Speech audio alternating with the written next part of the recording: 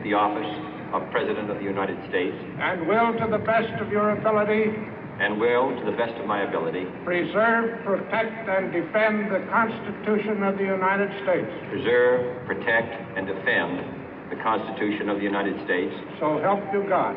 So help me God.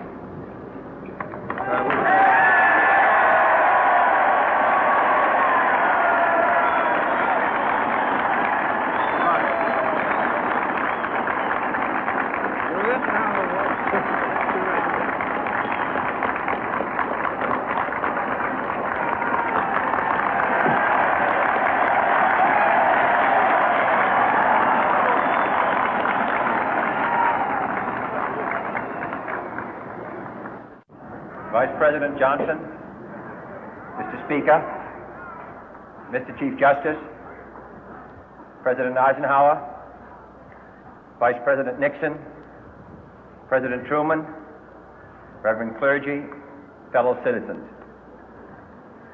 We observe today not a victory of party, but a celebration of freedom, symbolizing an end as well as a beginning, signifying renewal as well as change.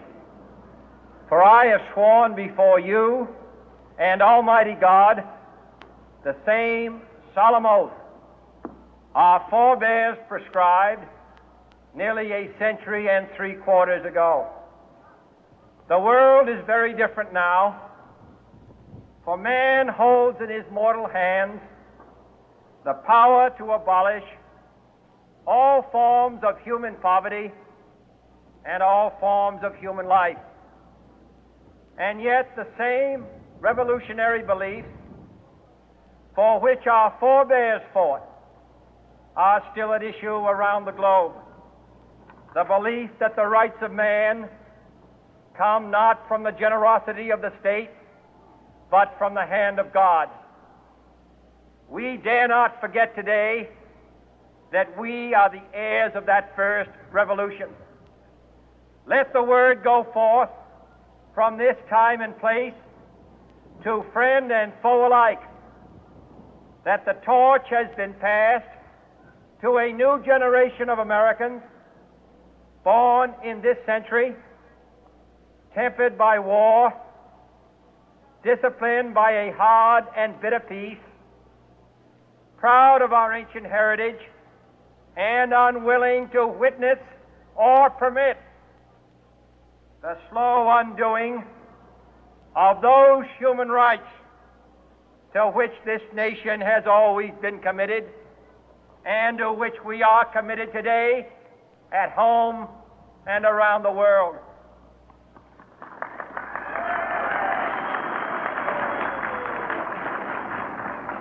Let every nation know, whether it wishes us well or ill, that we shall pay any price, bear any burden, meet any hardship, support any friend, oppose any foe to assure the survival and the success of liberty.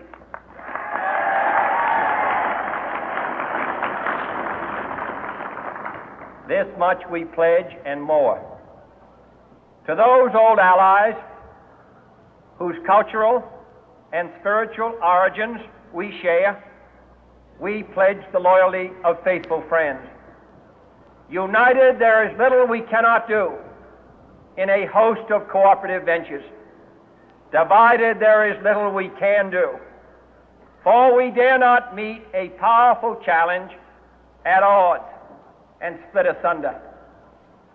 To those new states whom we welcome to the ranks of the free, we pledge our word that one form of colonial control shall not have passed away, merely to be replaced by a far more iron tyranny. We shall not always expect to find them supporting our view, but we shall always hope to find them strongly supporting their own freedom, and to remember that in the past, those who foolishly sought power by riding the back of the tiger ended up inside.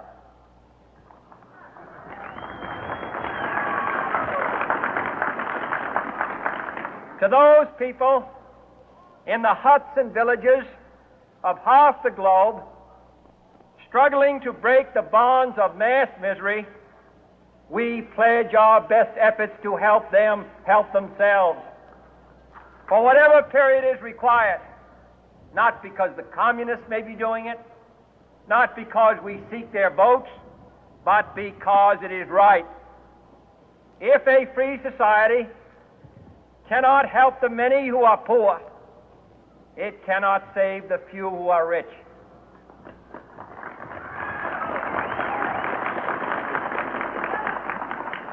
To our sister republics south of our border, we offer a special pledge to convert our good words into good deeds, in a new alliance for progress, to assist free men and free governments in casting off the chains of poverty.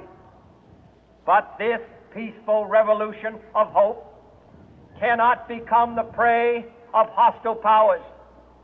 Let all our neighbors know that we shall join with them to oppose aggression or subversion anywhere in the Americas. And let every other power know that this hemisphere intends to remain the master of its own house.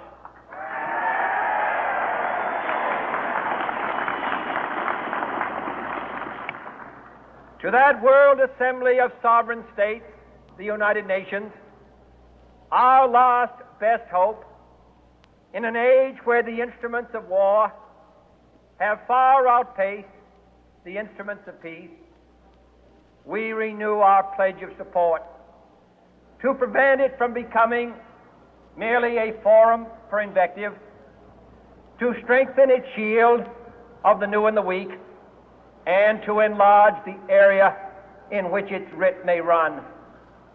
Finally, to those nations who would make themselves our adversary, we offer not a pledge, but a request that both sides begin anew the quest for peace.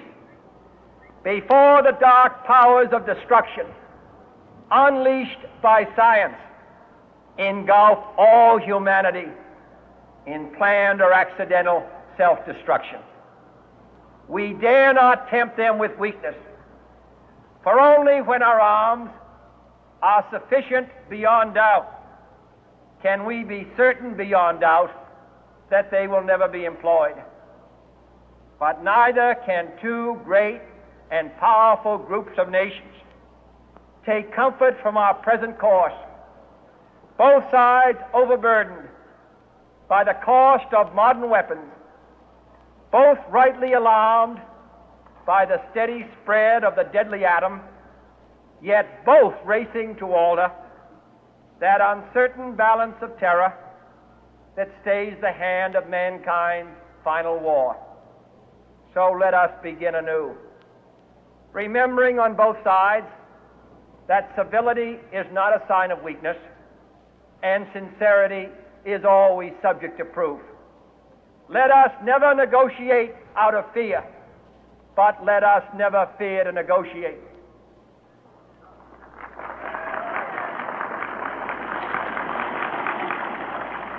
Let both sides explore what problems unite us, instead of belaboring those problems which divide us. Let both sides, for the first time, formulate serious and precise proposals for the inspection and control of arms, and bring the absolute power to destroy other nations under the absolute control of all nations.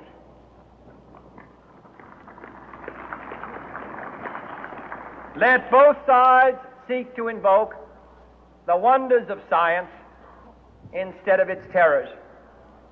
Together, let us explore the stars, conquer the deserts, eradicate disease, tap the ocean depths, and encourage the arts and commerce. Let both sides unite to heed in all corners of the earth the command of Isaiah to undo the heavy burden and let the oppressed go free.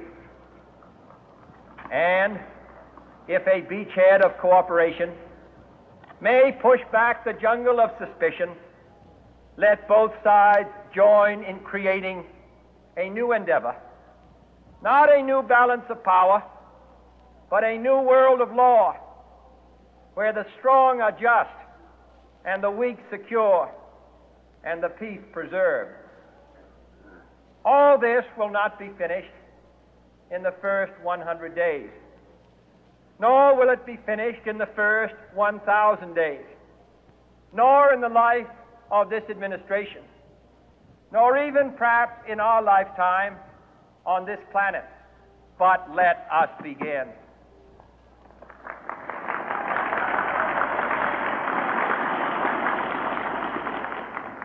In your hands, my fellow citizens, more than mine, will rest the final success or failure of our course. Since this country was founded, each generation of Americans has been summoned to give testimony to its national loyalty. The graves of young Americans who answered the call to service surround the globe. Now the trumpet summons us again, not as a call to bear arms, though arms we need, not as a call to battle, though in battle we are, but a call to bear the burden of a long twilight struggle, year in and year out, rejoicing in hope, patient in tribulation, a struggle against the common enemies of man, tyranny, poverty, disease, and war itself. Can we forge against these enemies a grand and global alliance,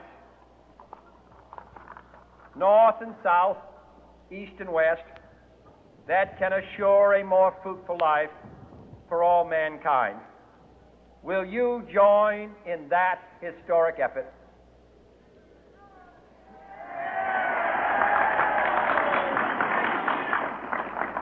In the long history of the world, only a few generations have been granted the role of defending freedom in its hour of maximum danger. I do not shrink from this responsibility. I welcome it.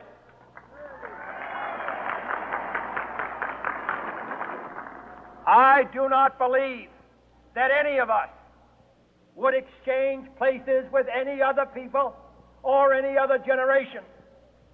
The energy, the faith, the devotion which we bring to this endeavor will light our country and all who serve it. And the glow from that fire can truly light the world. And so, my fellow Americans, ask not what your country can do for you, ask what you can do for your country.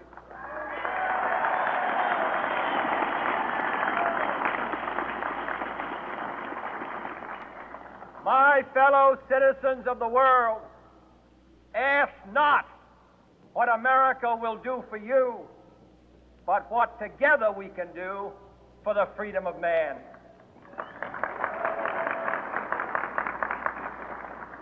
Finally, whether you are citizens of America or citizens of the world, ask of us here the same high standards of strength and sacrifice which we ask of you.